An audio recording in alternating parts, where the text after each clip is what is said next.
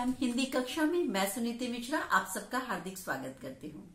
तो बच्चों, हम आजकल पढ़ रहे हैं बाल महाभारत कथा और आज हम पढ़ने जा रहे हैं उसका पाठ 13 इंद्रप्रस्थ। तो पिछले पाठ में हम पढ़ चुके थे कि किस प्रकार से सबकी सहमति से द्रौपदी के साथ पांचों पांडवों का विवाह हो गया। तो इस बार हम पढ़ेंगे इंद्रप्रस्थ।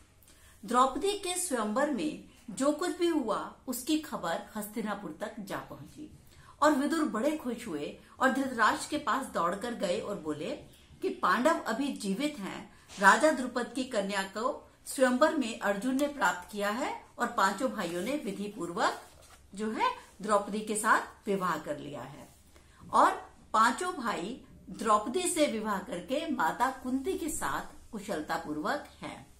यह खबर सुनकर धृतराष्ट्र बहुत प्रसन्न हुए, किंतु जब दुर्योधन को पता चला कि पांचाल राज की कन्या से विवाह करके वे और शक्तिशाली बन गए हैं, तो उसका ईर्ष्या की आग और अधिक उसकी भड़क गई।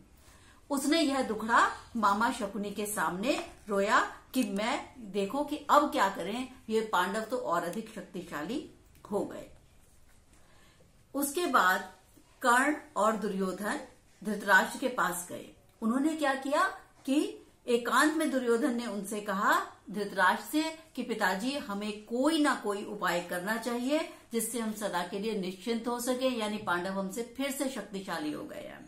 धृतराष्ट्र ने कहा कहते तो तुम ठीक हो, लेकिन अब क्या कर सकते हैं। दुर्योधन ने कहा कि हमें कोई ऐसा उपाय करना चाहिए कि पांडव यहाँ आए ही नहीं, और अगर वो इधर आए तो जरूर राज्य पर भी अपना अधिकार जमाना चाहेंगे। इस पर कर्ण को हंसी आ गई। कर्ण ने कहा नहीं, अब 1 साल बाहर रहने और दुनिया देख लेने के बाद उन्हें बहुत अनुभव हो चुका। अब एक शक्ति संपन्न राजा के यहाँ उन्होंने शरण भी ले ली है, यानी द्रुपद राज अब उनके साथ मिल चुके हैं। तो अगर हम ये भी सोचें कि छल प्रपंच से उन पांडवों के बीच में फूट डाली जा सकती है, तो ये तो बिल्कुल संभव है ही नहीं। द्रौपदी के मन में पांडवों के लिए घृणा पैदा की जा सके ना, ये भी संभव नहीं है। यानी एक उपाय रह गया कि पांडवों की ताकत बढ़ने से पहले हम उन पे हमला कर दें।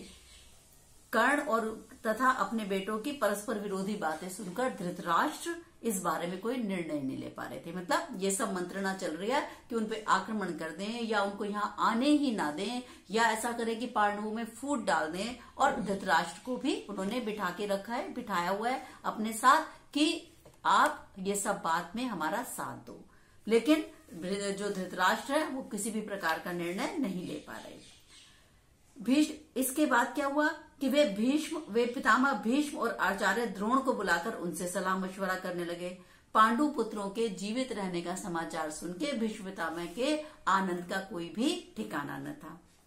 भीष्म ने कहा बेटा, वीर पांडवों के साथ संधि करके उन्हें आधा राज्य दे देना ही उचित होगा। आचार्य द्रोण ने भी यही सलाह दी। अंग नरेश कर्ण भी इस अवसर पर धृतराष्ट्र के दरबार में उपस्थित थे। पांडवों को आधा राज्य देने की सलाह उसे बिल्कुल अच्छी न लगी। दुर्योधन के प्रति कर्ण के हृदय में बहुत प्रेम था, तो इस कारण द्रोणाचार्य की सलाह सुनकर उसके कर्ण के क्रोध की सीमा न रही। वह धृतराष्ट्र से बोला कि राजन, मुझे देख के बड़ा आश्चर्य हो रहा है कि आचार्य द्रोण भी आपको ऐसी कुमंत्रणा, मतलब ऐसी बुरी सलाह देते आ रहे हैं। शासकों का कर्तव्य है कि पहले ये जांच ले कि जो उसको सलाह दे रहा है, मंत्रणा कर रहा है, मतलब सलाह दे रहा है, उसकी नीयत भी अच्छी है या नहीं। अब कर्ण की इस कड़वी बातों से द्रोणाचार्य को बहुत क्रोध आ गया। उन्होंने कहा देखो कर्ण, तुम राजा दुर्योधन को गलत रास्ते पे लेके जा रहे हो। यह निश्चित है कि राजा धृतराष्ट्र ने मेरी और भीष्म पितामह की सलाह यदि नहीं मानी और तुम जैसे बेवकूफों की, मूर्खों की सलाह पे चले, कुटिल लोगों की सलाह पे चले, तो कौरव वंश का नाश होने ही वाला है। तो यानी कर्ण जो इतने अच्छे वो थे, इतना अच्छा योद्धा था, बावजूद उसके जैसे दुर्योधन के साथ रहकर उसकी मति भ्रष्ट हो गई थी। इसीलिए कहा जाता है कि कभी भी संगत गलत मत पकड़ो। ठीक है, इन सबको पढ़ाने का भी हमारा उद्देश्य यही है कि आप कभी भी बुरी संगत में रहेंगे तो ऐसा नहीं हो सकता। जैसे काजल की कोठरी में जाने पर कहीं ना कहीं कालिख लगी जाती है, इसी प्रकार से बुरे मित्रों के साथ रहने पर यह संभव नहीं है कि आप बुराई को छोड़ दें। इसके बाद धृतराष्ट्र ने धर्मात्मा विदुर से सलाह ली। विदुर ने कहा हमारे कुल के नायक भीष्म और आचार्य द्रोण ने जो बताया वही ठीक है। कर्ण की सलाह किसी काम की नहीं है। अंत में सोच विचार कर धृतराष्ट्र ने पांडु के पुत्रों को आधा राज्य देकर संधि कर लेने में अपनी भलाई समझी।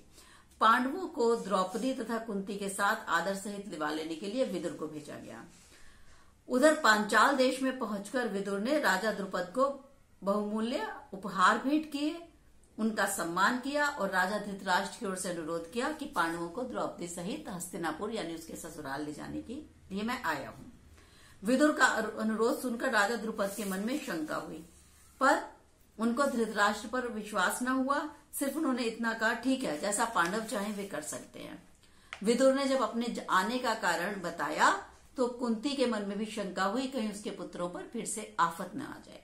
विदुर ने उन्हें समझाया और धीरज देते हुए कहा कि देवी, अब आप निश्चिंत रहो, आपके बेटों का कोई कुछ नहीं बिगाड़ सकेगा। वे संसार में के महान योद्धा हैं और वे खूब यश कमाएंगे और विशाल साम्राज्य के स्वामी भी बनेंगे।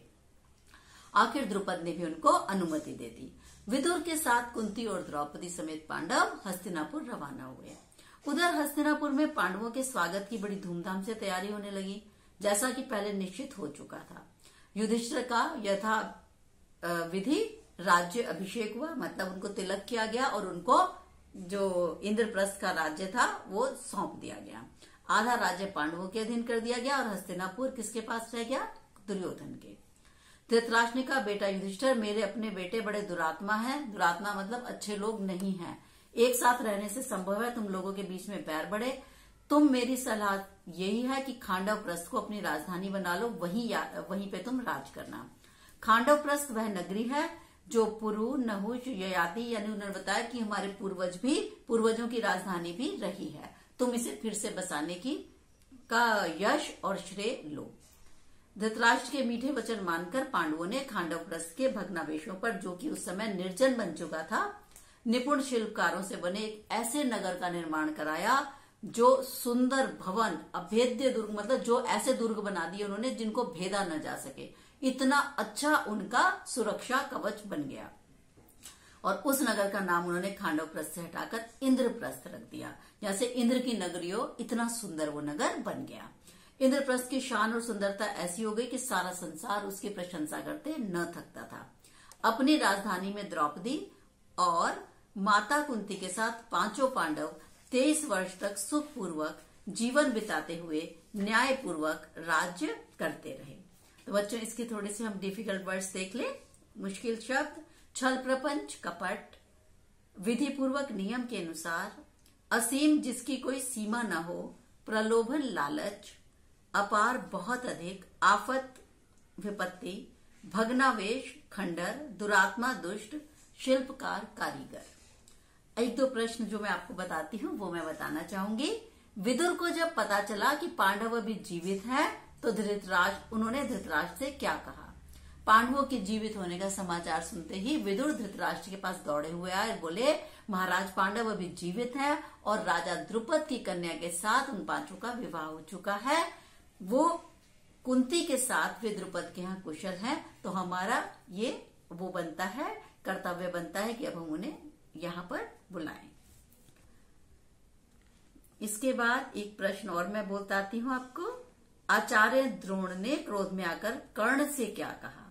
क्रोध में आकर आचार्य द्रोण ने कर्ण से कहा, दुष्ट कर्ण, तुम राजा को गलत मार्ग बता रहे हो।